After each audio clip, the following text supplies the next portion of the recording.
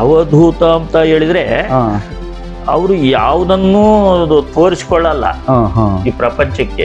ನಾನು ಇಂತಾನೋ ಅಂತಾನೋ ಅಂತ ತೋರಿಸ್ಕೊಳ್ಳಲ್ಲ. ಒಂದೇ ಮಾತಿನಲ್ಲಿ ಹೇಳ್ಬೇಕಂದ್ರೆ ಓಟು ಬಿಟ್ಟವರು ಅಂತಾರಲ್ಲ, ಖಂಡಿತ. ಹಾಗಾಗಿ ದುಡ್ಡಿದ್ ಬಿಟ್ರೆ ನೋಡು, ಮೆಡಿಕಲ್ಲು, ಇಂಜಿನಿಯರು ಎಲ್ಲ ಓದ್ಬೋದಯ್ಯ. ಆದ್ರೆ ಈ ಬ್ರಹ್ಮವಿದ್ಯೆ ಹೇಳೋರು ಯಾರು ಇಲ್ಲ, ಹುಡುಕಿಕೊಂಡ್ರು ಸಿಕ್ಕಲ್ಲ. ಅದಕ್ಕೆ ನಮ್ದು ಬ್ರಹ್ಮವಿದ್ಯೆ ಕಾಲೇಜ್ ಆಗ್ಬೇಕಣಯ್ಯ ಅಂತ ಹೇಳೋರು.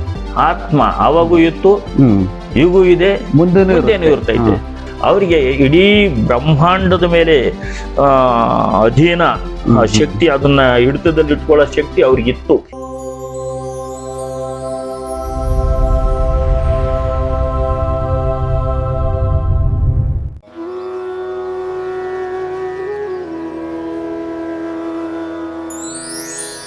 ಈ ಮಾರ್ಗಕ್ಕೆ ಬಂದವ್ರೆ ಅಂದ್ರೆ ಅವರನ್ನ ಕೈ ಹಿಡಿದು ಮೇಲಕ್ಕೆ ಎತ್ತಿ ಉದ್ಧಾರ ಮಾಡೋ ಶಕ್ತಿ ಇದರಲ್ಲಿದೆ. ಅದನ್ನ ನಾವು ಮನಗಂಡು ಬಿಟ್ಟು ಅದನ್ನೇ ಭಕ್ತರಿಗೆ ನಾವು ಹೇಳ್ತೀವಿ. ಆ ತರ ಅವರು ಯಾವ ರೂಪದಲ್ಲೇನ ಬರ್ಲಿ, ಹೆಂಗನ ಬರ್ಲಿ, ನಾವು ಇದನ್ನ ಅವರಿಗೆ ತಿಳಿಸ್ಬೇಕು ಅನ್ನೋದೇ ಒಂದು ಉದ್ದೇಶ. ನಮ್ಮ ಆಶ್ರಮದ ಮತ್ತೆ ನಮ್ಮ ಗುರುಗಳ, ಮಾತಾಜಿಯವರ ಉದ್ದೇಶವಾಗಿತ್ತು. ಸ್ವಾಮೀಜಿ ನಮಸ್ತೆ. ನಮಸ್ತೆ. ಈಗ ರಾಜಯೋಗಿ ಕರೀಂ ಪೀರ್ ಅವರು ಮತ್ತು ಅವರ ಧರ್ಮಪತ್ನಿ ಹಸನ್ ಮಾತಾಜಿ ಅವರು ಅವ್ರು ಹೇಗೆ ಸಾಧನೆಯನ್ನ ಮಾಡಿ ಎಲ್ಲಿ ತಮ್ಮ ಕಾಯವನ್ನು ಬಿಟ್ಟರು ಅಂತಕ್ಕಂಥದ್ದು ನಮ್ಮ ಭಕ್ತಗಣಕ್ಕೆ ಒಂದೆರಡು ಮಾತಲ್ಲಿ. ಮೈಸೂರಿನ ಆಶ್ರಮ ಚಾಮುಂಡಿ ಬೆಟ್ಟದ ಪಾದ ಹತ್ರ ಇದೆ ನೋಡಿ. ಅಲ್ಲಿ ಅವರ ಒಂದು ಜೀವನ ಒಂದು ಇದನ್ನ ಮುಂದುವರಿಸಿಕೊಂಡು ಬಂದು ಅಲ್ಲಿ ಹೆಚ್ಚಿನ ಸಾಧನೆಯನ್ನು ಮಾಡಿ, ಅಲ್ಲಿ ಹೆಚ್ಚಿನ ಭಕ್ತರಿಗೆ ಒಂದು ಸಂದರ್ಶನಗಳನ್ನು ಕೊಟ್ಟು ಇದು ಮಾಡಿ ಅಲ್ಲೇ ಬಿಟ್ರು ಇಬ್ರು. ಈ ಕರೀಂ ಪೀರ್ ಸ್ವಾಮೀಜಿಯವರು 1987-88 ಕಾಯ ಬಿಟ್ಟಿದ್ದಾರೆ. ಮತ್ತೆ ಮಾತಾಜಿಯವರು 2012ನೇ ಇಸ್ವಿಯಲ್ಲಿ ಕಾಯ ಬಿಟ್ಟಿದ್ದಾರೆ. ಇತ್ತೀಚೆಗೆ ಹಸನ್ ಅಜ್ಜಿ ಅವರು. ಹೌದು. ಗುರುಗಳೇ, ಈಗ ಈ ಜಾಗ, ಈ ಒಂದು ನಿವೇಶನ, ಇದನ್ನ ನಿಮಗೆ ಇಲ್ಲೆಲ್ಲ ಇದನ್ನ ಯಾರು ಕೊಟ್ರು? ಈ ದ್ರವ್ಯವನ್ನ, ಈ ನೆಲದ ವಿಚಾರವನ್ನ ಯಾರು ಬಿಟ್ಟೋದ್ರು, ಯಾರು ಕೊಟ್ರು ಅಂತಕ್ಕಂಥದ್ದು ಎರಡು ಇದನ್ನೆಲ್ಲ ಸಂಸ್ಥಾಪನೆ ಮಾಡಿರೋರು ನಮ್ಮ ಹಸನ್ ಮಾತಾಜಿಯವರು. ಇದನ್ನೆಲ್ಲ ಇದು ಏನು ಸ್ಥಾಪನೆ ಮಾಡಿದ್ದಾರೆ, ಇದರ ಕಾರಣಕರ್ತರೆಲ್ಲ ಹಸನ್ ಮಾತಾಜಿಯವರು. ಅವರು ನಮ್ಮ ಅದೇ ಕರೀಂ ಪೀರ್ ಸ್ವಾಮೀಜಿಯವರ ತಪಸ್ಸು ಮಾಡಿದ ಜಾಗ ಆದ್ರಿಂದ ಇದನ್ನ ಒಂದು ಪುಣ್ಯಕ್ಷೇತ್ರವಾಗಿ ಅಭಿವೃದ್ಧಿ ಪಡಿಸ್ಬೇಕು ಅನ್ನೋ ಒಂದು ಉದ್ದೇಶ ಇಟ್ಕೊಂಡು ನೋಡಿ ಇಲ್ಲಿ ಆಶ್ರಮ ಸ್ಥಾಪನೆ ಮಾಡಿದರು ಹಸನ್ ಮಾತಾಜಿಯವರು. ಈಗ ಇದನ್ನ ಮಾಡ್ಬೇಕಾದ್ರೆ ನಾವು ನಮ್ಮೂರಿನಲ್ಲಿದ್ವಿ, ಇಲ್ಲಿ ಸೂಗೂರು, ಧರ್ಮಪುರ, ಇದೇ ತಾಲೂಕು, ಧರ್ಮಪುರ ಹರಿಯಬೆ ನಿಮ್ಮ ಪೂರ್ವಾಶ್ರಮದ ಸ್ಥಳ ಅಲ್ಲಿದ್ವಿ. ಇದೇ ತಾಲೂಕು.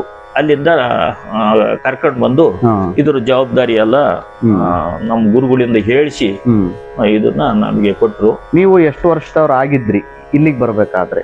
ಇಲ್ಲಿ ಬರ್ಬೇಕಾದ್ರೆ ನಾನು ಗುರುಗಳ ಹತ್ರ ಹೋಗ್ಬೇಕಾದ್ರೆ 28 ವರ್ಷ. ನಾನು ಮೈಸೂರು ಗುರುಗಳ ಹತ್ರ ಹೋದಾಗ 28 ವರ್ಷ ಆಗಿತ್ತು. ಯಾಕೆಂದ್ರೆ ಅಲ್ಲಿ ಒಂದು ಮಾತು ಬಂತು ನಮಗವ್ರಿಗೂ, ನಾನು ಅದು ಸರಿಯಾಗಿ ನೆನಪಿಟ್ಕೊಳ್ತಿರ್ಲಿಲ್ಲ. ಯಾಕೆಂದ್ರೆ ನಾನು ಗುರಿ ಅದಾಗಿರ್ಲಿಲ್ಲ. ಇದೆಲ್ಲ ಒಟ್ಟು ಇಸ್ವಿ ಅವಿವು ನೆನಪಿಲ್ಲ, ಪ್ರಾಯ ನೆನಪಿಲ್ಲ. 28 ವರ್ಷ ಆಗಿತ್ತು ಅನ್ನೋದು ನನಗೆ ಹೆಂಗ್ ಗೊತ್ತಾಯ್ತು ಅಂದ್ರೆ, ಒಂದು ಸಾರಿ ಅವ್ರು ಕೇಳಿದ್ರು ನನಗೆ, ನಿನಗೆ ಈಗ ಎಷ್ಟು ವರ್ಷ ಅಂತ ಕೇಳಿದ್ರು. ನನಗೆ 28 ವರ್ಷ ಸ್ವಾಮಿ ಅಂದೆ. ಕರೀಮಜ್ಜ ಯಾಕೆ ಹಿಂಗ್ ಕೇಳ್ತೀರಾ ಅಂತ ಅಂದೆ. ನಾವು ಒಂದು ಅಡಗಲಿ ಏನೋ ಮಾತಾಡ್ತಾ ನಮ್ಗವ್ರಿಗೂ ಒಂದು ಪ್ರಸಂಗ ಬಂತು. ನೀವು ನನ್ಗೆ ಇಷ್ಟು ವಯಸ್ಸಾಗೋದಕ್ಕಿಂತ ಮೊದ್ಲೇ ಚಿಕ್ಕ ಹುಡುಗನಾಗಿ ಇದ್ದಾಗ ನೀವು ಸಿಕ್ಬಿಟ್ಟಿದ್ರೆ ಎಷ್ಟು ಚೆನ್ನಾಗಿತ್ತು. ನನ್ಗೆ ಇವಾಗೆಲ್ಲ ಪ್ರಪಂಚದ್ದೆಲ್ಲ ನನ್ನ ತಲೆ ತುಂಬ್ಕೊಂಡ್ಬಿಟ್ಟೈತೆ, ಇಂಥ ಟೈಮ್ನ ಸಿಕ್ಬಿಟ್ಟಿದ್ದೀರಾ ಅಂತ ನಾನು ಒಂದು ಪ್ರಶ್ನೆ ಮಾಡಿದೆ ಅವ್ರಿಗೆ. ಆವಾಗ ನೀನ್ ಎಷ್ಟು ವರ್ಷ ಇವಾಗ ಅಂದ್ರು. 28 ವರ್ಷ ಅಂತ ನಾನು ಹೇಳಿದೆ. ಆವಾಗ ನೀನು ಪುಣ್ಯಾತ್ಮ, ನನಗಿಂತ ನೀನೇ ಪುಣ್ಯಾತ್ಮ ಅಂತ ಅವ್ರು ಹೇಳಿದ್ರು. ಏನ್ ಪುಣ್ಯಾತ್ಮ ಅಂತ ಹೇಳಿದಾಗ, ನೋಡು ನಿನ್ಗೆ 28 ವರ್ಷಕ್ಕೆ ಗುರು ಸಿಕ್ಕಿದಾನೆ, ನನಗೆ ಅರ್ಧ ವಯಸ್ಸಾದ್ರೂ ಸಿಕ್ಕಿರ್ಲಿಲ್ಲ. ಅಂದ್ರೆ 50 ವರ್ಷ ಆದ್ರೂ ಗುರು ಸಿಕ್ಕಿರ್ಲಿಲ್ಲ. ಹುಡುಕಾಟದಲ್ಲೇ ಇದ್ದೆ. ಗುರುವಿನ ಹುಡುಕಾಟದಲ್ಲೇ ಇದ್ದೆ. ಕಡೆಗೆ ಈ ಜನ್ಮದಲ್ಲೇ ನನಗೆ ಗುರು ಸಿಗಲ್ಲ ಅಂತ ತಿಳ್ಕೊಬಿಟ್ಟಿದ್ದೆ. ಆದ್ರೂ ಸಿಕ್ಬಿಟ್ರು. ನಾನು ಊಹೆ ಮಾಡಿಕೊಂಡಿದ್ಕಿಂತ ಅಧಿಕವಾದ ಗುರು ನನಗೆ ಸಿಕ್ಬಿಟ್ಟ, ನನ್ನಪ್ಪ. ನನ್ನ ಜನ್ಮ ಸಾರ್ಥಕವಾಗಿಬಿಡ್ತು ಅಂತ ಹೇಳಿ ಈ ಅಂಥ ಗುರುವು ನನಗೆ ಸಿಕ್ಕಿದ್ರಿಂದ ನೋಡ, ಅವ್ರು ನನ್ನಿಂದ ಯಾವ ಒಂದು ಗುರು ಕಾಣಿಕೆಯನ್ನ ಪಡೀಲಿಲ್ಲ. ಅಷ್ಟು ಉದಾರವಾಗಿ ನನಗೆ ಇದನ್ನ ತಿಳಿಸಿಬಿಟ್ರು, ಬ್ರಹ್ಮವಿದ್ಯೆಯನ್ನ. ಇದನ್ನ ಇನ್ನು ಬರ್ತಕ್ಕಂಥ ಜಿಜ್ಞಾಸುಗಳಿಗೆ ನಾವು ತಿಳಿಸ್ಬೇಕಾಗೈತೆ. ಹಾಗೂ ಅವ್ರ ಮಹಿಮೆಯನ್ನ, ಅವರ ಲೀಲೆಯನ್ನ ನಾವ್ ಎಷ್ಟು ಸಾಧ್ಯವಷ್ಟು ಪ್ರಚಾರ ಮಾಡ್ಬೇಕಣಯ್ಯ ಅಂತ ಹೇಳಿದ್ರು ನಿತ್ಯಾನಂದ ಸ್ವಾಮೀಜಿಯವರ ಲೀಲೆಯನ್ನ ಪ್ರಚಾರ ಮಾಡ್ಬೇಕು ಅಂತ ಹೇಳಿದ್ರು. ಅವಾಗ ನಾನು ಅವ್ರ ಗುರುಗಳು ಅವ್ರಿದು ಅವ್ರು ಮಾಡ್ಕೊಂತಾರೆ ಬಿಡು ಅಂತ ನಾನ್ ತಿಳ್ಕೊಂಡೆ. ಅದು ಹಂಗೆ ಆಗ್ಲಿಲ್ಲ. ಅವ್ರು ಎಷ್ಟೋ ಸಾರಿ ಹೇಳೋರು, ನಾವು ಸಂಸಾರಿಗಳು ಕಣಯ್ಯ, ಬಿಟ್ಟು ಹೋಗಕ್ ಆಗಲ್ಲ, ಬಂಧನ. ಇದು ಬಂಧನ. ಒಂದ್ ಪಕ್ಷ ಬಿಟ್ಟು ಹೋದ್ವಿ ಅಂದ್ರೆ ನಿಂದೆ ನಿಷ್ಠೂರ ಬರುತ್ತೆ, ಅದಕ್ಕೋಸ್ಕರ ಬಿಟ್ಟು ಹೋಗಕ್ ಆಗಲ್ಲ. ಸಂಸಾರದಲ್ಲಿದ್ದೇ ಸಾಧನೆ ಮಾಡಿದ್ರು ಅವ್ರು. ಅದಕ್ಕೆ ನಿಮ್ಗೆಲ್ಲ ಅವಕಾಶ ಐತೆ, ನೀವೆಲ್ಲ ಏನ್ ಬೇಕಾದ್ರು ಮಾಡಬಹುದು ಅಂತ ಹಿಂಗ್ ಹೇಳಿದ್ರು. ನಾವೇನ್ ಅದನ್ನ ಅಷ್ಟು ಇದಾಗ ತಗೊಳ್ಳಿಲ್ಲ. ಅವ್ರ ಗುರುಗಳು ಅವ್ರ ವಿಚಾರ ಹೇಳ್ಕೊಂತಾರೆ ಹೇಳು ಅಂತ. ಹಾಗಾಗಿ ಈಗ ನೋಡಿದ್ರೆ ನಮ್ಗೆ ಹೇಳಿದ್ದಾರೆ, ವಹಿಸಿದ್ದಾರೆ ಈ ಜವಾಬ್ದಾರಿ ಅಂತ ಈಗ ಅನ್ಸುತ್ತೆ ನನಗೆ. ಈಗ ಆಲ್ರೆಡಿ ಯಾಕೆಂದ್ರೆ ಬಹಳಷ್ಟು ಜನ ಇದ್ದಾರೆ, ಲಕ್ಷಾಂತರ ಜನ ನಮ್ಮ ಸ್ವಾಮಿಯವರು ಶಿಷ್ಯರು ಭಕ್ತರು ಇದ್ದಾರೆ. ಬಟ್ ಯಾರು ಈ ತರ ಮುಂದೆ ಅದನ್ನ ಪ್ರಚಾರ ಮಾಡಕ್ಕೆ ಯಾರು ಬರ್ತಾ ಇಲ್ಲ. ಎಲ್ಲ ಅವ್ರು ಇದೇನೋ ಅಷ್ಟೇ, ಹೆಚ್ಚಿನದಾಗಿ ಅವ್ರು ಮುಂದೆ ಬೀಳ್ತಾ ಇಲ್ಲ. ಈಗ ನೋಡಿದ್ರೆ ನಮಗೆ ಇದು ಹಂಗೆ ಬಚ್ಚಿಕೊಂಡು ಹೋಗ್ಬಾರ್ದು. ಇದು ಒಳ್ಳೆ ಮಾರ್ಗ. ಸುಲಭವಾಗಿ ನಾವು ಈ ಪ್ರಪಂಚದಿಂದ ಉದ್ಧಾರ ಆಗ್ಬೇಕು ಅನ್ನೋ ಈ ಉದ್ಧಾರ ಮಾಡ್ತಕ್ಕಂಥ ಮಾರ್ಗ ಇದು. ಇಂಥ ಮಾರ್ಗವನ್ನ ನಾವು ಬಚ್ಚಿಕೊಂಡು ಹೋಗ್ಬಾರ್ದು, ನಾಲಾರಿ ತಿಳಿಸ್ಬೇಕು. ಅವ್ರು ಏನ್ ಹೇಳ್ಯವ್ರು ಅದನ್ನ ಅವ್ರು ಹೆಂಗ್ ಕೊಟ್ಟಿದ್ರು ಹಂಗೆ ಕೆರೆಯ ನೀರನ್ನು ಕೆರೆಗೆ ಚೆಲ್ಲಿ ಅನ್ನೋ ಲೆಕ್ಕಾಚಾರದಾಗೆ ತಿಳಿಸಬೇಕು ಅನ್ನೋ ಇದು ನಮ್ಮೊಳಗ್ ಬಂದ್ಬಿಟ್ಟಿದೆ. ಆದ್ರಿಂದ ನೋಡ, ಅವ್ರು ಇಲ್ಲಿಗೆ ನನ್ನನ್ನು ಕರೆದುಕೊಂಡು ಬಂದು ಇಟ್ಟು ಉದ್ದೇಶನೂ ಅದೇ ಆಗಿತ್ತು. ಅವ್ರು ಹೇಳಿದ್ರು, ಇದು ನಾನ್ ತಪಾಸ್ ಮಾಡಿದ ಜಾಗ. ನನ್ಗೆ ಇಲ್ಲಿ ಕರೆಸಿದ ತಕ್ಷಣ ಅವ್ರು ಹೇಳಿದ್ರು, ಇದು ನಾನ್ ತಪಾಸ್ ಮಾಡಿದ ಜಾಗ, ನೀನ್ ಇಲ್ಲಿ ಇದ್ಕೊಂಡು ನಿನ್ನ ಇದನ್ನ ಇಲ್ಲಿ ಎಲ್ಲ ಮುಂದುವರಿಸ್ಕೊಂಡು ಹೋಗ, ಎಲ್ಲ ಒಳ್ಳೇದಾಗುತ್ತೆ ನಿನ್ಗೆ ಅಂತ ಹೇಳಿದ್ರು. ಇದ್ರ ಜವಾಬ್ದಾರಿ ತಗೊಂಡು ಇದೆಲ್ಲ ಮುಂದುವರಿಸ್ಕೊಂಡು ಹೋಗು, ನಿನಗೆ ತುಂಬಾ ಒಳ್ಳೇದಾಗುತ್ತೆ ಅಂತ ಆಶೀರ್ವಾದ ಮಾಡಿದ್ದಾರೆ. ಅದ್ರ ಪ್ರಕಾರನೇ ಎಲ್ಲ ನಡೀತಾ ಇದೆ. ಅವ್ರ ಆಶೀರ್ವಾದ ಪ್ರಕಾರ ಎಲ್ಲ ನಡೀತಾ ಇದೆ. ಭಕ್ತರಿಗೆ, ನೊಂದು ಬಂದ ಭಕ್ತರಿಗೆ ಆಪ್ತ ಸಲಹೆಗಳನ್ನ ನಾವು ಇದು ಯಾವುದೇ ಖರ್ಚಿಲ್ಲದೆ ಇಲ್ಲ. ಹೌದೌದು, ನಾವೇನು ಯಾವ್ದಕ್ಕೂ ಯಾವುದೇ ಖರ್ಚಿಲ್ಲದೆ ಡಿಮ್ಯಾಂಡ್ ಮಾಡಲ್ಲ, ಬಹಳ ಸರಳತೆಯಿಂದ. ಹೌದು, ಅವ್ರು ಹೆಂಗೆ ಕೊಟ್ಟಿದ್ರು ಅದೇ ತರ. ಅವ್ರು ಪಾಪ ನಮ್ಮ ಹತ್ರ ಏನು ತಗೊಳ್ಳಿಲ್ಲ. ಹೌದು, ಏನು ತಗೊಳ್ಳಿಲ್ಲ. ನಿತ್ಯಾನಂದ ತಾತರು ಹೆಂಗ್ ಕೊಟ್ರು ಅದೇ ತರ ನಮ್ಗೂ ಕೊಟ್ರು. ನಾವು ಅದೇ ತರ ಭಕ್ತರಿಗೆ ನೀವು ತಗೊಂಡ್ಬಿಟ್ರಪ್ಪ ಲೆಕ್ಕಾಚಾರದಾಗೆ ನಾವ್ ಇದೆಲ್ಲ ಮಾಡ್ಕೊಂಡ್ ಬರ್ತಾ ಇದೀವಿ. ತುಂಬಾ ಚೆನ್ನಾಗಿ ನಡೀತಾ ಇದೆ ಅವ್ರ ಆಶೀರ್ವಾದದಿಂದ ಎಲ್ಲ. ಇನ್ನು ಇದೇ ತರ ಇನ್ನು ಮುಂದುವರ್ಕೊಂಡು ಹೋಗ್ಲಿ ಎಂಬುದೇ ನಮ್ಮ ಆಶೆ. ಗುರುಗಳೇ, ಈಗ ಈ ಜಾಗವೂ ಸಹ ಹಸನಜ್ಜಿ ಅವರದೇ. ಹೌದು, ಎರಡು ಮಾತಿಲ್ಲ.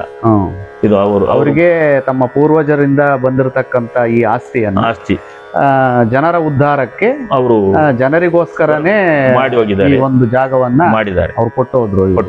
ಬಹಳ ಉದಾತ್ತವಾದ ವಿಚಾರ. ಈಗ ನಿಮ್ಮ ನಂತರ ಗುರುಗಳೇ, ಇದೊಂದು ಪ್ರಶ್ನೆ ಇದೆ, ಯಾಕೆ ನನ್ನ ಮನಸ್ಸಲ್ಲಿ ಕೇಳ್ತಾ ಇದೆ, ಕೇಳ್ಬೇಕು ಅನ್ನಿಸ್ತಾ ಇದೆ.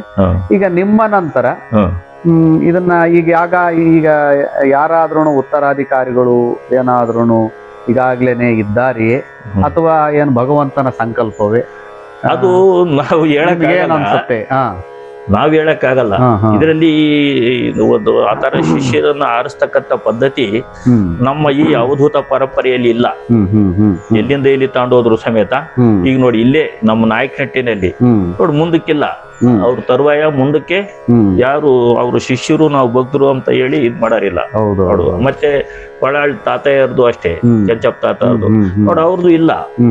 ಮುಂದಕ್ಕೆ ಅವ್ರ ಪರಂಪರೆಯನ್ನು ಮುಂದುವರಿಸ್ಕೊಂಡು ಹೋಗಿ ನೋಡಿ, ಅಲ್ಲಿ ಯಾರನ್ನು ಅದೇ ಜಾಗದಾಗೆ ಅವರು ಇದು ಮಾಡಿಲ್ಲ. ಹೌದೌದು, ಇದು ಒಂದು ಅಧ್ಯಾತ್ಮದ ಒಂದು ಮಜಲು ಅಂತ ಹೇಳ್ತಾರೆ ಇದನ್ನ. ಹೌದು, ನನ್ನ ನಂತರ ಇನ್ನೊಬ್ರು, ಹಂಗೆ ಇನ್ನ ನಂತರ ಇನ್ನೊಬ್ರು. ಈಗ ನಮ್ಮ ಗುರುಗಳು ಸಮೇತ ಯಾರನ್ನು ಅವರು ಇಲ್ಲಿ ಒಂದು ಗುರಿಯಾಗಿ ತೋರಿಸಿಲ್ಲ, ನಂತರವೇ ಇವರೇ ನಡೆಸ್ಕೊಂಡು ಹೋಗ್ತಾರೆ ಅಂತ ಹೇಳಿಲ್ಲ. ಯಾರು ಬೇಕಾದ್ರೂ ನಡೆಸಬಹುದು. ಅವಧೂತ ಪರಂಪರೆ ಇದು, ಅವಧೂತ ಪರಂಪರೆ. ಯಾರಾದ್ರೂ ಅಂತಪ್ಪ ಸಾಧಕ ಅಥವಾ ಜ್ಞಾನಿ ಬಂದ್ರೆ ಅದನ್ನು ಮುಂದುವರ್ಸ್ಕೊಂಡು ಹೋಗ್ಬಹುದು. ಅಷ್ಟೇ ಬಿಟ್ಟವರೇ ಆಗ್ಬೇಕು, ಅವರು ನನಗಿಂತ ಸಂಬಂಧಿಕರೇ, ನನ್ನ ಸಂಬಂಧನೇ ಅಥವಾ ಯಾವುದೋ ಮೋಹಕ್ಕೆ ಒಳಬಿದ್ದು ಇಂಥವ್ರನ್ನ ಮಾಡ್ಬೇಕು ಅಂತಕ್ಕಂಥ ವಿಚಾರ ಅವಧೂತ ಪರಂಪರೆನಲ್ಲಿ ಇಲ್ಲ. ಎಲ್ಲೂ ಮಾಡಿಲ್ಲ. ನೀವು ಬೇಕಾದ್ರೆ ಎಲ್ಲಿಂದ ಎಲ್ಲಿ ಬೇಕಾದ್ರೂ ನೋಡಿ. ಖಂಡಿತ ಖಂಡಿತ. ಅವಧೂತ ಪರಂಪರೆಯಲ್ಲಿ ತಮ್ಮ ತರುವಾಯ ಇನ್ನೊಬ್ಬರನ್ನ ಈ ಸ್ಥಳಕ್ಕೆ ಇವರೇ ಅಂತ ಅವರು ಬೆಟ್ ಮಾಡಿ ತೋರಿಸಿ, ಯಾವ ದೃಷ್ಟಿಯ ಮಮಕಾರ ಇಲ್ಲ ಇಲ್ಲಿ, ಇಲ್ಲ ಇಂಥವ್ರೇ ಆಗ್ಬೇಕಂತ ಏನಿಲ್ಲ. ಅದೇ ಅದು ಮೋಹ ಇದ್ದಂಗೆ ಅಂತ ಹಂಗನ್ಸಿರ್, ಮೋಹ ಇದ್ದಂಗೆ ಯಾರಾದ್ರೂ ಆಗ್ಬಹುದು. ಹೌದು, ಕೆಲವು ಗುರು ಪರಂಪರೆಗಳಲ್ಲಿ ಅವರು ಅಡ್ವಾನ್ಸ್ ಆಗಿ ಮಾಡಿರ್ತಾರೆ, ಶಿಷ್ಯರನ್ನು ಮಾಡ್ತಾರೆ, ಅಡ್ವಾನ್ಸ್ ಆಗಿ ಮಾಡ್ತಾರೆ.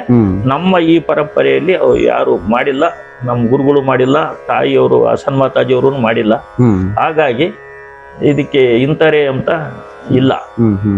ಏನು ನಾವು ಸುಮ್ಮನೆ ಅವ್ರು ಹೇಳಿದ್ದಾರೆ, ಇದು ನನ್ನ ತರುವಾಯ ನೀನು ಇದನ್ನ ಮುಂದುವರಿಸ್ಕೊಂಡು ಹೋಗು, ಒಳ್ಳೇದಾಗ್ಲಿ ಅಂತ ಆಶೀರ್ವಾದ ಮಾಡಿರೋದ್ರಿಂದ ನಾವು ಇಲ್ಲಿ ಇದನ್ನ ನಡೆಸಕ್ಕೆ ಇಷ್ಟು ಅವಕಾಶ ಆಗೈತಿ ನೋಡಿ, ಅಷ್ಟೇ. ಸರಿ ಗುರುಗಳೇ, ಈಗ ಅವಧೂತ ಪರಂಪರೆ, ಅವಧೂತ ಈ ಒಂದು ಪದದ ಏನು ಗೂಢಾರ್ಥ, ಈ ಒಂದು ವಿಚಾರ ಇದು ಬಹಳ ಬಹಳ ಬಹಳ ದೀರ್ಘವಾಗಿರುತ್ತೆ ಅನ್ಸುತ್ತೆ. ಇದನ್ನ ನಮ್ಮ ಜನರಿಗೆ ಒಂದೆರಡು ಮಾತುಗಳಲ್ಲಿ. ಅವಧೂತ ಅಂತ ಹೇಳಿದ್ರೆ ಅವರು ಯಾವುದನ್ನು ತೋರಿಸ್ಕೊಳ್ಳಲ್ಲ ಈ ಪ್ರಪಂಚಕ್ಕೆ, ನಾನು ಇಂತಾನೋ ಅಂತಾನೋ ಅಂತ ತೋರಿಸ್ಕೊಳ್ಳಲ್ಲ. ಒಂದೇ ಮಾತಿನಲ್ಲಿ ಹೇಳ್ಬೇಕಂದ್ರೆ ಓಟು ಬಿಟ್ಟವರು ಅಂತಾರಲ್ಲ, ಖಂಡಿತ ಹಾಗಾಗಿ ಅದನ್ನ ಅವಧೂತ. ಈ ಪ್ರಪಂಚ ಇವತ್ತೇನ್ ಭಾವಿಸ್ಬಿಟ್ಟೈತೆ ಅದೊಂದು ಅಪಭ್ರಂಶವಾಗ್ಬಿಟ್ಟೈತಿ. ಇದು ಓಟು ಬಿಟ್ಟನು ಊರಿಗೆ ದೊಡ್ಡನು ಅಂತ ಅದನ್ನ ಹೆಂಗ್ ಭಾವಿಸಿದಾರೆ ಅಂದ್ರೆ, ಓಟು ಬಿಟ್ಟನು ಅಂದ್ರೆ ಈ ಮಾನ ಮರ್ಯಾದೆ ಇಂಥದೆಲ್ಲ ಬಿಟ್ಟನು, ಎಲ್ಲವನ್ನೂ ಓಟು ಬಿಟ್ಟನು ಅಂದ್ರೆ ಪ್ರತಿಯೊಂದು ತೊರೆದವನು. ಅವನು ಯಾವಾಗ್ಲೂ ದೇಶಕ್ಕೆ ದೊಡ್ಡ ರಾಧೇ ಆಗ್ತಾನೆ. ಮತ್ತೆ ಒಳ್ಳೆ ಒಳ್ಳೆ ಒಂದು ವರ್ಡ್, ಒಂದೇ ಒಂದು ವರ್ಡ್ ನಲ್ಲಿ ಅವ್ರನ್ನ ಹೇಳ್ಬಹುದು. ಹೌದು, ದ್ರವ್ಯ, ಸಂಬಂಧ, ಪ್ರಪಂಚದ ಇದೇ ಇರಲ್ಲ ಅವರಿಗೆ. ಪ್ರಪಂಚದ ಸುಖವನ್ನೆಲ್ಲ ಬಿಟ್ಟು ಮಾರ್ಗದರ್ಶನಕ್ಕೆ ಇದರಲ್ಲಿ ಅವರು ನೆಲೆ ನಿಂತಿರ್ತಾರೆ. ಅದು ಅವಧೂತ ಪರಂಪರೆಯ ಲಕ್ಷಣ. ಅದು ಹೌದು ಹೌದು. ಓಟು ಬಿಟ್ಟನು ಊರಿಗೆ ದೊಡ್ಡನು ಅನ್ನತ್ತ, ಮೂರು ಬಿಟ್ಟನು ಊರಿಗೆ ದೊಡ್ಡನು ಅಂತಾರೆ. ಅದರ ಭಾವಾರ್ಥ ಜನಪದರು ಇದನ್ನ ಕಟ್ಟಿದ್ರಂತೆ ಗುರುಗಳೇ. ಏನೋ ಹೆಣ್ಣು, ಹೊನ್ನು, ಮಣ್ಣು, ಈ ಮೂರು ಬಿಟ್ಟನು ಊರಿಗೆ ದೊಡ್ಡನ ಆಗ್ತಾನಂತೆ. ಅದ್ ಹೆಂಗ್ ಪರಿಭಾವಿಸ್ಬಿಟ್ಟದ್ರ ಇವತ್ತು. ಅವನು ಮಾನ ಮರ್ಯಾದೆ ಇವನ್ನೆಲ್ಲ ಅನ್ನೋ ರೀತಿನಲ್ಲಿ ಅರ್ಥ ಮಾಡ್ಕೊಂಡಿದ್ದಾರೆ. ಜನಪದರ ಒಂದು ಗಾದೆ. ಬಹಳ ಒಳ್ಳೆ ಮಾತು ಹೇಳಿದ್ರು ಗುರುಗಳೇ. ಹಾಗಾಗಿ ಈ ಆಶ್ರಮದ ಮುಖ್ಯ ಈ ಕಾರ್ಯಕ್ರಮಗಳು ಏನು ಗುರುಗಳೇ?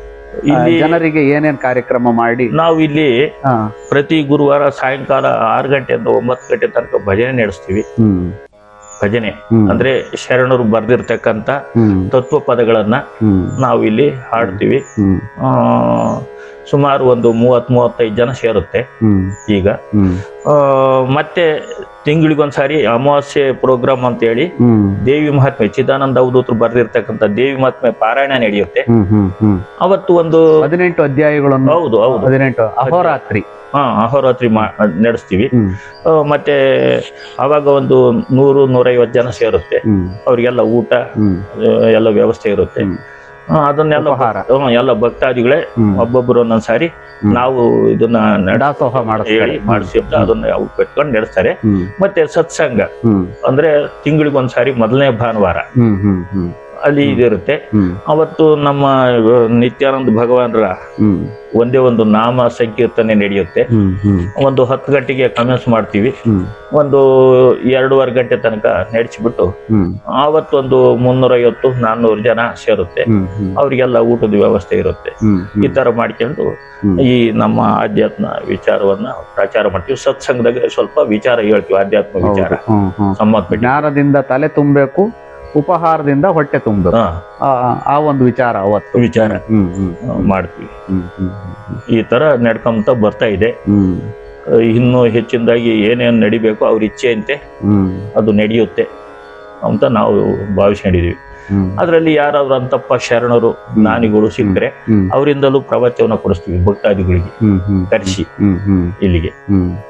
ಮತ್ತೆ ವರ್ಷಕ್ಕೊಂದ್ಸಾರಿ ಇದು ಗುರುಪೂರ್ಣಿಮೆ ಅಂತ ವಿಶೇಷವಾಗಿ ವರ್ಷಕ್ಕೊಮ್ಮೆ ಮಾಡ್ತೀವಿ.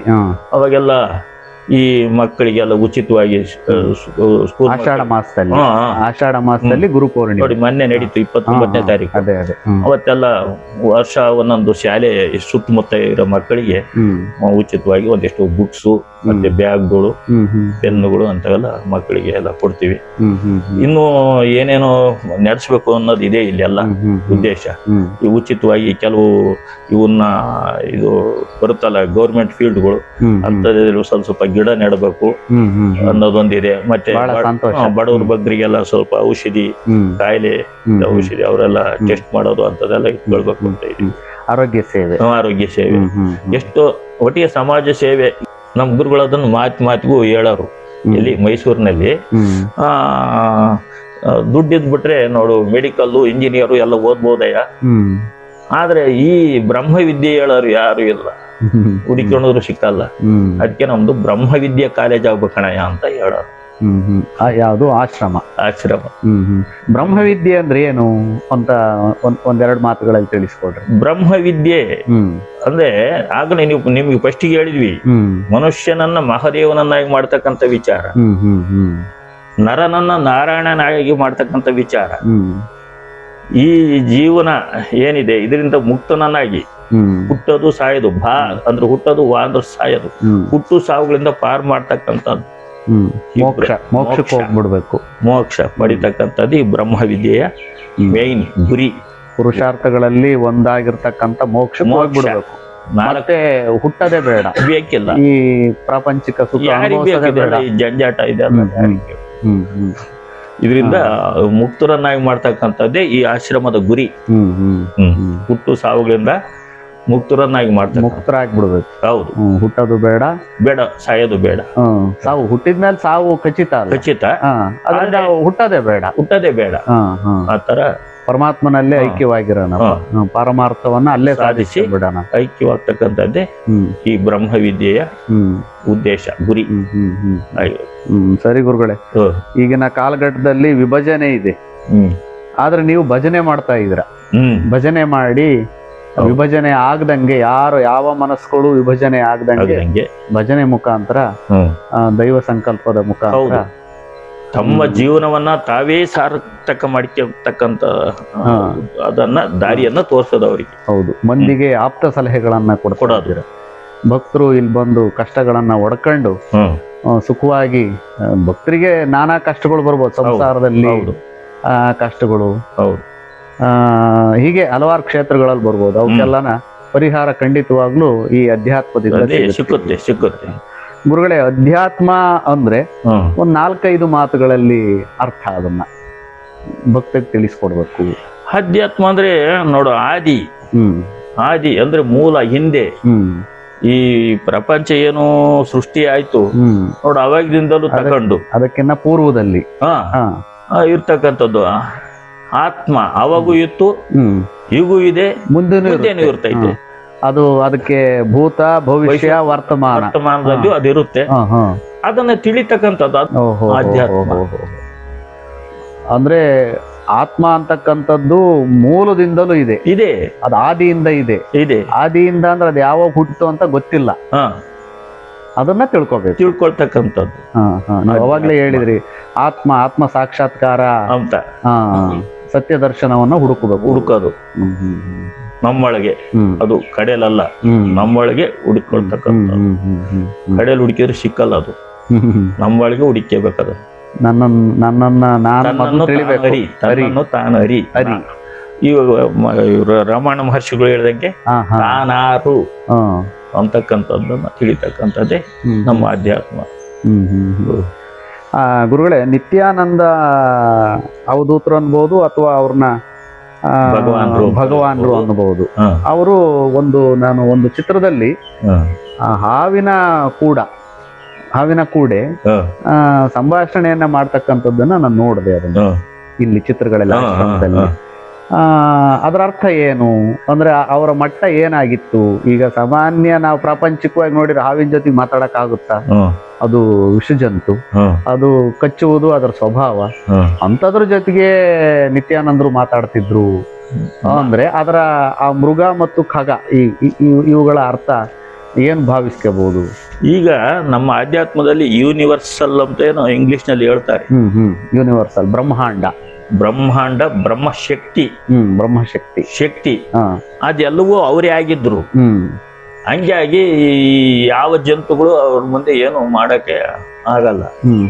ಅವರು ಅಂತ ಯೂನಿವರ್ಸಲ್ ಬ್ರಹ್ಮಶಕ್ತಿ ಅಂತ ಏನ್ ಕರಿತೀವಿ, ಪರಬ್ರಹ್ಮ ಸ್ವರೂಪಿ ಅಂತ ಕರಿತೀವಿ, ಅಂತ ಶಕ್ತಿ ಅವರಾಗಿದ್ರಿಂದ ಆ ವಿಷ ಜಂತುಗಳು ಏನು ಅವ್ರನ್ನ ಏನು ಮಾಡಕ್ಕಾಗಲ್ಲ. ಈಗ ನೋಡ ಅವ್ರ ಇದ್ದಂಗೆ ಒಂದೊಂದ್ಸಾರಿ ಹುಲಿ ಬರೋದಂತೆ, ಬಂದ್ಬಿಟ್ಟು ಅವ್ರಿಗೆ 3 ಪ್ರದಕ್ಷಿಣೆ ಮಾಡಿ ಅದು ಬರ್ಬೇಕಾದ್ರೆ ಗರ್ಜನೆ ಮಾಡೋದಂತೆ. ಆಗ ಇವ್ರು ಹೇಳೋರು, ಅವನು ಬರ್ತಾನೆ, ನೀವು ಎದರಬಾರ್ದು, ಸ್ವಲ್ಪ ದೂರ ಹೋಗ್ಬಿಡಿ ಅಂತ ಹೇಳಾರ.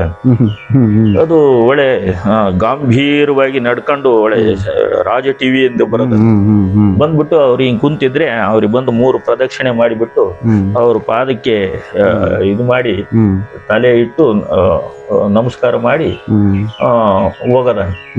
ಆವಾಗ ಅವ್ರು ಕೇಳಿದ್ರೆ ಅದು ಅವನೊಬ್ಬ ಶಿಷ್ಯ, ಅವನೊಬ್ಬ ಭಕ್ತ, ಅವನು ಯಾವುದೋ ಒಂದು ಶಾಪಗುಣದಿಂದ ಆ ಜನ್ಮದಲ್ಲಿ ಹುಟ್ಟಿದ್ದಾನೆ ಅಂತ ಹೇಳಾರ.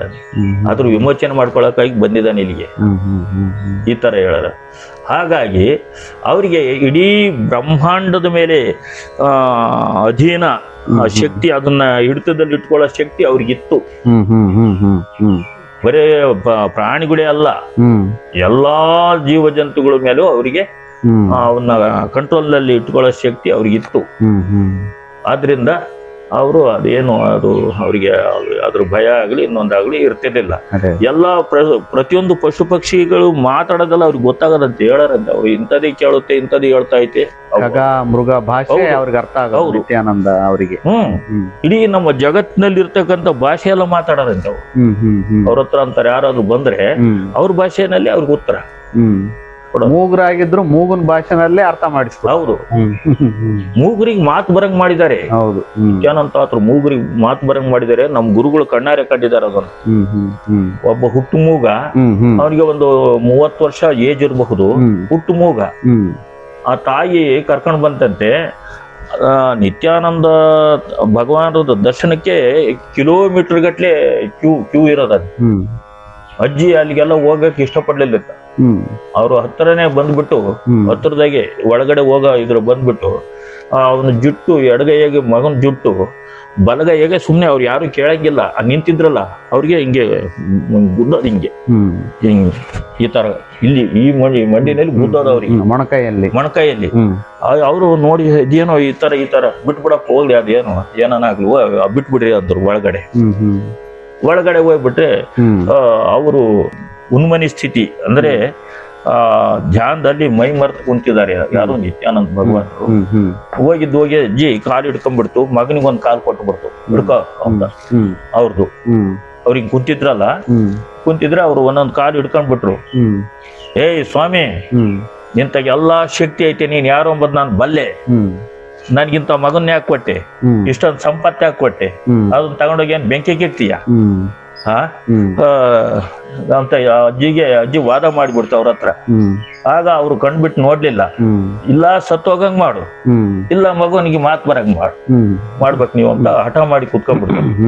ಅರ್ಧ ಗಂಟೆ ಈ ತರ ಹಂಗೆ ಬಿಡಲ್ಲ, 2ರ ಕುಂದಾಗವರೆಗೂ ನಿನ್ ಪಾದ ಬಿಡಲ್ಲ ಅಂತ ಹಿಡ್ಕೊಂಡ್ ಕುತ್ಕೊಂಡ್ಬಿಟ್ಟು.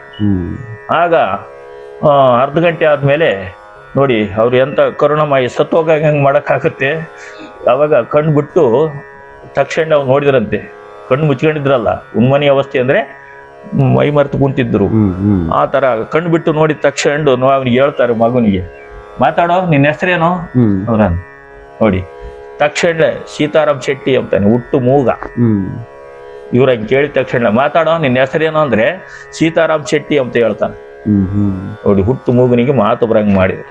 ಇದು ಯಾವ ಶಕ್ತಿ, ಇದೊಂದು ಯಾವ ಡಾಕ್ಟರ್ ಕೈಲಿ ಈ ತರ ಮಾಡಕ್ಕಾಗುತ್ತೆ? ಬ್ರಹ್ಮಶಕ್ತಿ. ಮತ್ತೆ ಇದಕ್ಕೆ ಅಸಾಧ್ಯನೇ ಇಲ್ಲ.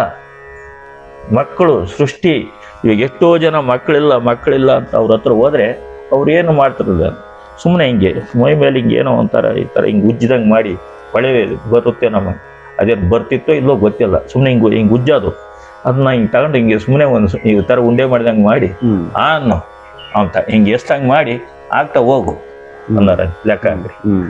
ಯಾವ ದೋಷ ಮಗು ಆ ಒಂದು ಆತ್ಮಶಕ್ತಿನ ಕಾನ್ಫಿಡೆನ್ಸ್ ಅನ್ನ ಅವ್ರಿಗೆ ಕೊಡೋದು ಆತರ ಕಾನ್ಫಿಡೆನ್ಸ್ ಬಹಳ ಮುಖ್ಯ. ಅದರಿಂದ ಏನ್ ಬೇಕಾದ್ರೂ ಮಾಡ್ಬಹುದು. ಹೌದೌದು, ಅದರಿಂದ ಏನ್ ಬೇಕಾದ್ರೂ ಆತ್ಮಶಕ್ತಿ ಏನ್ ಬೇಕಾದ್ರೂ ಮಾಡಿಸುತ್ತೆ. ಆತ್ಮಶಕ್ತಿಯನ್ನ ಅವ್ರಿಗೆ ಕೊಡೋರು. ಹೌದು, ಭಕ್ತ ಗಣಗಳಿಗೆ. ಅದರಿಂದ ಅವರಿಗೆ ಉತ್ತಮವಾಗೋದು ಈ ತರ ಅಂತಕ್ಕಂಥದ್ದು ಕಂಡು ಕೇಳಿರಿದಷ್ಟು ಅವರು ಪವಾಡ ಲೀಲಿಗಳನ್ನ ಕುಂತ್ರು ನಿಂತ್ರು ಹೆಜ್ಜೆಜ್ಗೂ ಪವಾಡಗಳಾಗ್ತಾ ಇರೋವಂತೆ ಅವ್ರಿಗೆ. ಹಂಗಾದ್ರೂ ಸಮೇತ ಅವ್ರೇ ಅಂತ ಚಮತ್ಕಾರ ಇದ್ರ ಏನಿಲ್ಲ, ಹೋಗು ಹೋಗು ಅನ್ನರ ಜನ. ಹಾಗಾಗಿ ಸರ್ಪದ ಹತ್ರನೂ ಮಾತಾಡೋರು ಅವರು. ಅಲ್ಲ, ಸರ್ಪಕ್ಕೆ ಸಾಮಾನ್ಯ ಇವರು ನನಗೆ ನಿರುಪದ್ರವಿ ಅನ್ನೋದು ಅವ್ರಿಗೆ ಸರ್ಪಕ್ಕೆ ಗೊತ್ತಾಗೋದು. ಹೌದು, ಇವರು ಇದಕ್ಕೆ ಒಂದು ನಿದರ್ಶನ ಅವ್ರು ಮಾಡಿದ್ದೇನಾದ್ರೆ, ಅಲ್ಲಿ ಎಲ್ಲ ಕಾಡು ಪ್ರದೇಶ ಅವ್ರು ನೆಲೆಸಿರ್ತಕ್ಕಂಥ ಜಾಗ ಅದು ಈಗಲೂ ಕಾಡೆ. ರಮಣ ಮಹರ್ಷಿಗಳು ನೆನಪಿಗೆ ಬರ್ತಾರೆ, ನೀವು ನೋಡಬಹುದು. ಅಲ್ಲಿ ಈಗಲೂ ಕಾಡೆ, ಅದು ಸುತ್ತಮುತ್ತ ಎಲ್ಲ ಕಾಡು ಐತೆ, ಮರ ಐತೆ, ಯಥೇಚ್ಛ ಮರ ಗಿಡ ಬೆಳೆದೈತೆ ನೋಡಿ. ಅಲ್ಲಿ ಇವರು ಆಶ್ರಮ ಕಟ್ಟಬೇಕು ಅಂತ ತಯಾರಿ ಮಾಡ್ಕೊಳಕ್ ಇದ್ ಮಾಡಿದ್ರೆ, ನೀವು ಎಲ್ಲೆನ್ನ ಇಕ್ರಿ ಬುಸ್ ಅಂತ ಎದ್ದೋಳಂತೆ ಹಾವುಗಳು ಕೆಲಸ ಮಾಡೋರು. ಸ್ವಾಮಿ ಸ್ವಾಮಿ ಹಾವು ಅಂಬಾರ, ಹೇ ಅದೇನು ಮಾಡಲ್ಲ, ಮಾಡು ನೀನು ಮಾಡಿ ಕೆಲಸ ಮಾಡು ಅಂದ್ರೆ, ಇಲ್ಲ ಸ್ವಾಮಿ ಭಯವಾಗುತ್ತೆ, ಕಚ್ಚುತ್ತೆ, ವಿಷ ಅಂತು. ಮತ್ತೆ ನೋಡಿ, ಇದು ನೋಡಿದ್ರಲ್ಲ ಆ ತರ ಒಂದು ದೊಡ್ಡ ಹಾವು ಸಂಕಲ್ಪ ಮಾತ್ರದಲ್ಲಿ ಬರಂಗ್ ಮಾಡಿದ್ರಂತೆ ಅಲ್ಲಿಗೆ.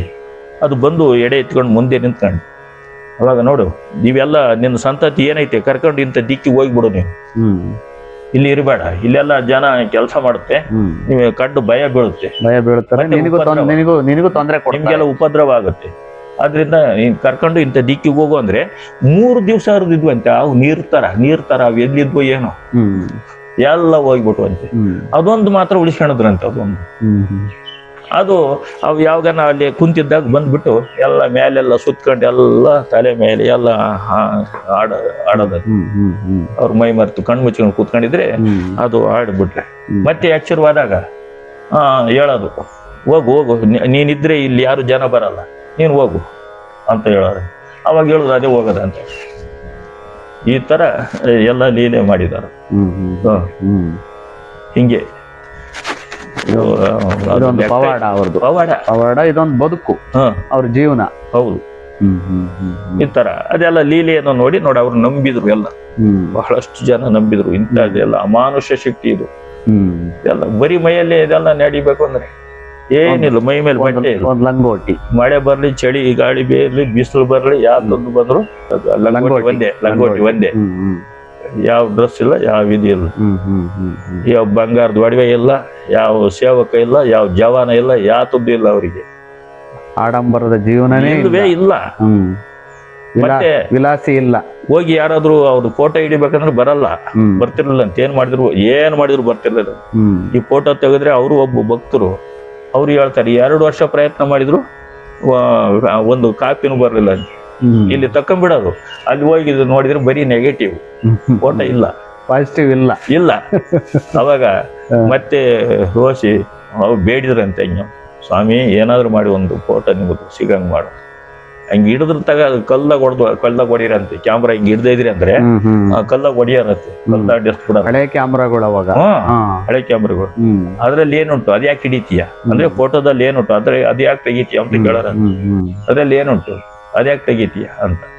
ಕಡೆಗೆ ಅವ್ರು ಬೇಡಿದಾಗ ಅಪ್ಪಣೆ ಕೊಟ್ರಂತೆ, ತಕ್ಕೋ ಹಿಡ್ಕೊ, ಮಾತ್ರ ನೋಡು, ಕೈ ಹಿಂಗನ್ನು ಬೇಡ, ಈ ಕೈ ಹಿಂಗನ್ನು ಕಾಲು ಹಿಂಗನ್ನು ಅವೆಲ್ಲ ಇಲ್ಲ, ಅದ್ ಹೆಂಗಿರುತ್ತೋ ಹಂಗೆ ಅಂದ್ರೆ ನ್ಯಾಚುರಲ್ ಆಗಿ ಇದು ಹೆಂಗಿರುತ್ತೋ ಹಂಗೆ ತಕ್ಕೋಬೇಕಷ್ಟೇ. ಕೈ ಹಿಂಗಿನ್ನು ಕಾಲನ್ನು ಅವೆಲ್ಲ ಇಲ್ಲ ಅಂತ. ಈ ತರ ಅವರು ಸುಮಾರು ಫೋಟೋ ಇಟ್ಕೊಂಡಿದ್ದಾರೆ ಅವ್ರಿಗೆ ಅಪ್ಪಣೆ ಆರ್ಡರ್ ಆದ್ಮೇಲೆ. ಹಾಗಾಗಿ ಎಲ್ಲೋ ಅಲ್ಲೊಂದು ಇಲ್ಲೊಂದು ಅವರ ಭಾವಚಿತ್ರಗಳು ಅಲ್ಲೊಂದಿಲ್ಲೊಂದು ಭಕ್ತರು ತೆಗೆದಿರ್ತಕ್ಕಂಥವು. ಅದು ಬರೀ ಲಂಗೋಟಿನಲ್ಲೇ ಇದ್ದಾರೆ, ಲಂಗೋಟಿನಲ್ಲೇ. ಆಮೇಲೆ ಅವ್ರಿಗೆ ಬಹಳ ಇಷ್ಟ ಅಂದ್ರೆ ಮಕ್ಕಳು ಅನ್ನೋದು ಒಂದು ಭಾವಚಿತ್ರ ಇದೆ, ಮಗುವನ್ನ ಎತ್ಕೊಂಡು. ಹೌದು, ತುಂಬಾ ಇಷ್ಟ ಮಕ್ಕಳು ಮಾತ್ರ ಅವರೆಲ್ಲ. ಈ ಇದೆಂತದ್ದು ಕಿಂದರಿ ಜೋಗಿ ಅಂತ ನಾವು ಒಂದು ಪಾಠ ಕೇಳಿದೀವಲ್ಲ, ಕುವೆಂಪು ಅವರು. ಇಲಿಗಳು ಹೆಂಗೆ ಹಿಂದೆ ಅವ್ರು ಇದ್ದು ಹೋಗ್ತಿದ್ವು, ಕಿಂದರಿ ಜೋಗಿ ಹಿಂದೆ ಇಲಿಗಳು ಹಿಂಡು ಆ ತರ ಮಕ್ಕಳು ನೋಡಿ ಅವ್ರ ಹಿಂದೆ ಹೋಗರಂತೆ. ಯಾಕಾದ್ರೆ ಯಾವ ತಂದೆ ತಾಯಿ ಯಾರು ಹಿಡ್ಕೊಂಡ್ರು ನಿಲ್ತಿರ್ಲಿಲ್ಲ. ಮಕ್ಕಳು ಕೇಕೆ ಹೊಡ್ಕೊಂಡು ಇಳಾಕೊಂಡು ಕುಣ್ಕೊಂಡು ಅವ್ರ ಹಿಂದೆ ಮುಂದೆ ಕೈ ಹಿಡ್ಕೊಂಡು ಆ ಕಡೆ ಈ ಕಡೆ ಜಗೆ ಬಿದ್ಕೊಂಡು ಹೋಗರಂತೆ. ಮಕ್ಕಳು ಹೋಗ್ತಾ ಹೋಗ್ತಾ ಇದ್ದಾಗ ಸುಮ್ಮನೆ ಹಿಂಗೆ ಹಿಂಗ್ ಕೈ ಹಿಂಗ್ ಬಕ್ಸೆಯಿಂದ ಬಟ್ ಹಿಂಗಂದ್ರೆ ಚಿಲ್ಡ್ರೆ ಸುರಿಯೋದಂತೆ ಎಲ್ಲ ಅವೆಲ್ಲ ಬಿದ್ದು ಹಾತ್ಕೊಳ್ಳೋದು ಮಕ್ಕಳೆಲ್ಲ. ಮತ್ತೆ ಮಕ್ಕಳಿಗೆ ಏನು ತಿಂಡಿ ಸ್ವೀಟ್ ಅಂದ್ರೆ ಇಷ್ಟ ಅಲ್ಲ. ಹೋಗ್ಬಿಟ್ಟು ಸ್ವೀಟ್ ಅಂಗಡಿ ಇದೆ, ಇದೆಲ್ಲ ಎಷ್ಟಾಗುತ್ತೋ ಅಂತ ಕೇಳಾರಂತೆ ಅವರೆಲ್ಲ ಇದು ಮಾಡಿ ಸ್ವಾಮಿ ಇಷ್ಟ ಆಗುತ್ತೆ ಲಂಗೋಟಿಯಿಂದ ಅಷ್ಟು ಕಿತ್ ಕೊಟ್ಬಿಡೋದು ಅವ್ರಿಗೆ, ಹಿಂಗಂದ್ ಬಿಟ್ಟು ಕೊಟ್ಬಿಡೋದು. ಅದೆಲ್ಲ ಒಂದು ದೊಡ್ಡದಾಗಿ ಒಂದು ಇದನ್ನ ಹಾಸಿಬಿಟ್ಟು ಬೆಡ್ಶೀಟ್ ಎಲ್ಲ ಸಿಹಿ ಎಲ್ಲ ಸುರಿದ ಮಕ್ಕಳಿಗೆಲ್ಲ ಬಗ್ಸೆ ಇಷ್ಟು ಅಷ್ಟಲ್ಲ ಬಗ್ಸೆ ಮಕ್ಕಳು ಎಡಗೈಯಾಗ ಬಲಗೈಯಾಗ ಎಲ್ಲ ತಗೊಂಡು ತಿಂತಾ ಇರೋದೆ. ಸಿಹಿ ಅಂದ್ರೆ ಬಹಳ ಇಷ್ಟ ಮಕ್ಕಳಿಗೆ. ಎಷ್ಟು ತಿಂದ್ರು ಏನು ಆಗ್ತಿರ್ಲಿಲ್ಲ, ಈಗ ಹಿಂಗ್ ತಿನ್ನಂಗಿಲ್ವಲ್ಲ ಈಗ ಸಿಹಿನ ಆ ತರ. ಆಮೇಲಿದ್ದ ಬೇಕಾದಷ್ಟು ಅಗರ್ಭ ಶ್ರೀಮಂತರೆಲ್ಲ ಲೋಡು ಬಟ್ಟೆ ಲೋಡು ತಂದು ಇಳಿಸಿದ್ರೆ ಎಲ್ಲ ಬಡವರಿಗೆಲ್ಲ ಸುಮ್ಮನೆ ಕೊಡ್ತಾ ಇರೋದೆ, ಎಲ್ಲ ಬಡವರಿಗೆಲ್ಲ ಹಂಚ್ತಾ ಇರೋದೆ. ಆಮೇಲೆ ಹಣ್ಣು ಬಿಸ್ಕೆಟ್ ಏನೇನು ಎಲ್ಲ ಲೋಡ್ ಗಟ್ಲೆ ಬರೋದು ಎಲ್ಲ ಬಡಬಗ್ಗರಿಗೆ ಮಕ್ಕಳಿಗೆ ಹಂಚ್ತಾ ಇರೋದೆ. ಈ ತರ ಮಾಡಿದ್ದಾರೆ. ಅವರೇ ಕುಬೇರಾಗಿರ್ಬೇಕಾದ್ರೆ ಅವ್ರಿಗೆ ನ್ಯಾಯ ಹಾಕ್ಬೇಕು. ಯಾರಾದ್ರೂ ಗುರು ಕಾಣಿಕೆ ಅಂತ ನಾನು ಕೊಡ್ಬೇಕು ಗುರುಗಳಿಗೆ ಕಾಣಿಕೆ, ಅವರಿಂದ ಹಿಂಗೆ ಒಳ್ಳೇದಾಯ್ತು ಅಂತ ಅವ್ರು ಮನಸ್ಸು ಮಾಡಿದ್ರೆ ಇನ್ನು ಅವರು ಮನಸ್ಸಾಗೆ ಬರೋದಕ್ಕಿಂತ ಮೊದ್ಲೇ ಹೇಳೋರ, ಎಷ್ಟು ಕೋಟಿ ಬಚ್ಚ ಇದೆಯಾ ನಾನೀಗ ದುಡ್ಡು ಕೊಡ್ಬೇಕಾದ್ರೆ ನೀನು ಅಂತ ಕೇಳಾರತ್ತೆ ಅವ್ರಿಗೆ. ಯಾರಿಗೆ ಕೊಡಾರಿಗೆ ಅವ್ರು ಸುಮ್ಮನೆ ಮನಸ್ಸನ್ನ ಮಾಡ್ಕೊಂಡ್ರೆ ಸಾಕು ಆ ತರ ಹೇಳ್ಯಾರ. ಈ ತರ ಅವ್ರ ಲೀಲೆ ಬಹಳಷ್ಟಿದೆ, ಅದು ಎಷ್ಟು ಹೇಳಿದ್ರು ತೀರಲ್ಲ. ಗುರುಗಳೇ, ಇವತ್ತು ಬಹಳ ಸುದಿನ. ಇವತ್ತು ಇಂದು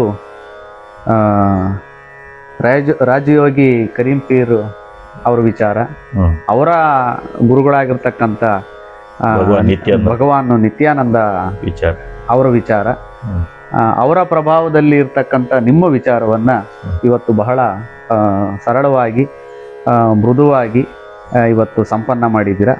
ಹಾಗಾಗಿ ಇವತ್ತು ತಮಗೆ ನಮ್ಮ ಬ್ರೈಟ್ ಮೋನು ಎಂಟರ್ಟೈನ್ಮೆಂಟ್ ಚಾನಲ್ ವತಿಯಿಂದ ತುಂಬು ಹೃದಯದ ವಂದನೆಗಳನ್ನು ನಾವು ಇವತ್ತು ಅರ್ಪಿಸ್ತಾ ಇದ್ದೀವಿ. ಜಯ ಭಾರತ, ಜಯ ಕರ್ನಾಟಕ. ಬಹಳ ಸಂತೋಷ.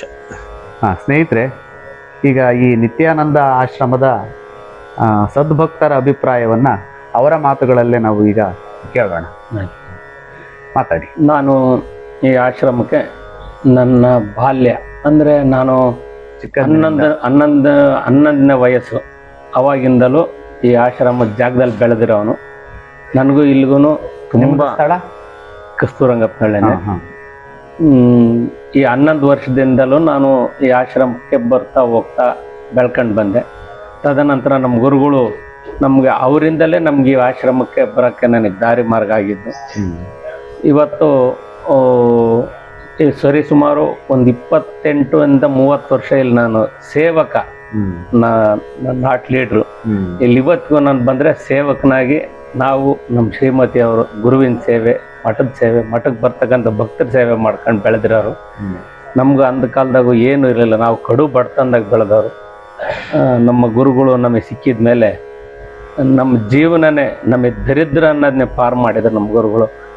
ಅವ್ರನ್ನ ಪದದಲ್ಲಿ ಹೇಳೋಕ್ಕಾಗಲ್ಲ, ಅವ್ರ ಬಗ್ಗೆ ಅನುಭವಿಸಿದ್ದೀವಿ ನಾವು ಅವ್ರನ್ನ. ಅವರಿಂದ ಇವತ್ತು ನಾನಿರ್ಬೋದು, ನನ್ನ ಕುಟುಂಬ, ನನ್ನ 2 ಮಕ್ಕಳು ಸಮೇತ, ನನ್ನ ತಂದೆ ತಾಯಿ ಎಲ್ಲರೂ ಅವ್ರಿಗೆ ದಾಸರಾಗಿ ಬದುಕ್ತಿದ್ದೀವಿ. ಕಾರಣ ಏನಂದರೆ ಅವರಿಂದ ನಾವು ಅನ್ನ ತಿಂತಾ ಇದ್ದೀವಿ, ಉದ್ಧಾರ ಆಗಿದೆ ಅವರ ಮಾರ್ಗದರ್ಶನದಿಂದ. ಕರೀಂ ಪೀರ್ ತಾತಯ್ಯವರು ನಮ್ಮ ಗುರುಗಳಿಗೆ ಎಷ್ಟು ಮುಖ್ಯನೋ ಹಾಗೇನೆ ನಮಗೆ ನಿತ್ಯಾನಂದರು ಕರೀಂ ಪೀರ್ ತಾತಯ್ಯರು ಎಷ್ಟು ನಮಗೆ ನಮ್ಮ ಪೂಜ್ಯ ಗುರುಗಳು ನಮಗೆ ಸಾಕ್ಷಾತ್ ನಿತ್ಯಾನಂದರಾಗಿ ನಮ್ಮ ಕಣ್ಣಿಗೆ ಗೋಚರಿಸ್ತಿದ್ದಾರೆ, ಕಾಣ್ತಿದ್ದಾರೆ. ಅದು ನಾವು ಹಂಗಾಗಿ ಯಾವ ದೇವಸ್ಥಾನಗಳಿಗೂ ಎಲ್ಲಿಗೋದ್ರೂ ನಮ್ಗೊಂದೇ ಬರೋದು ಸದ್ಗುರು ನಿತ್ಯಾನಂದರು.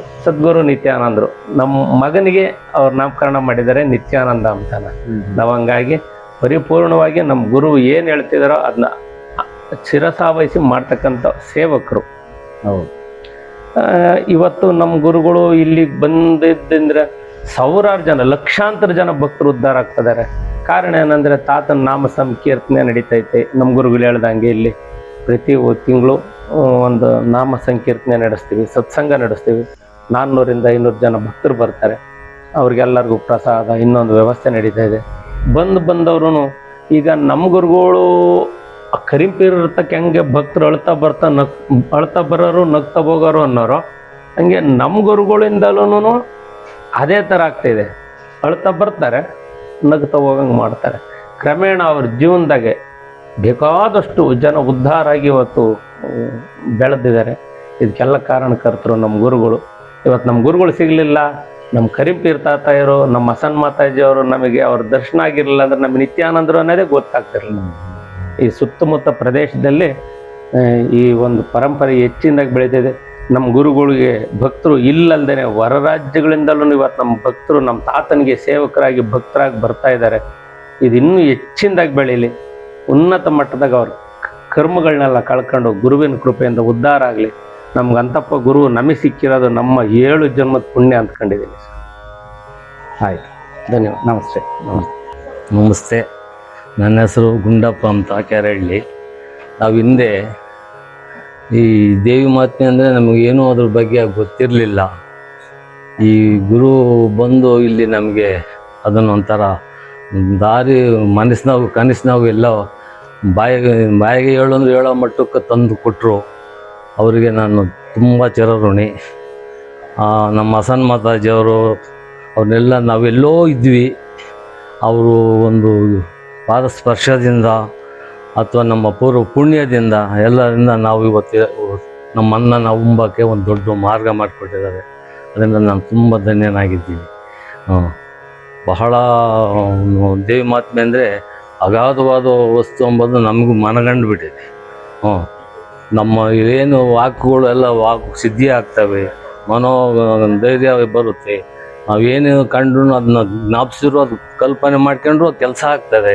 ಈ ಥರ ಎಲ್ಲ ಆಗೋದು ಅಷ್ಟು ಶಕ್ತಿ ಅದರೊಳಗೆ ಅಡಗಿದೆ ಎಂಬುದನ್ನ ಈ ನಮ್ಮ ಪುಟ್ಟರಾಯಣ ಸ್ವಾಮೀಜಿಗಳು ತೋರಿಸ್ಕೊಟ್ರು. ಅವರಿಗೆ ನಾನು ತುಂಬ ತುಂಬ ಆಭಾರಿಯಾಗಿದ್ದೀನಿ. ಹಾಗೆ ನಮ್ಮ ಮಾತಾಜಿಯವ್ರಿಗೂ ನಾನು ತುಂಬ ಆಭಾರಿಯಾಗಿದ್ದೀನಿ. ಸರಿ.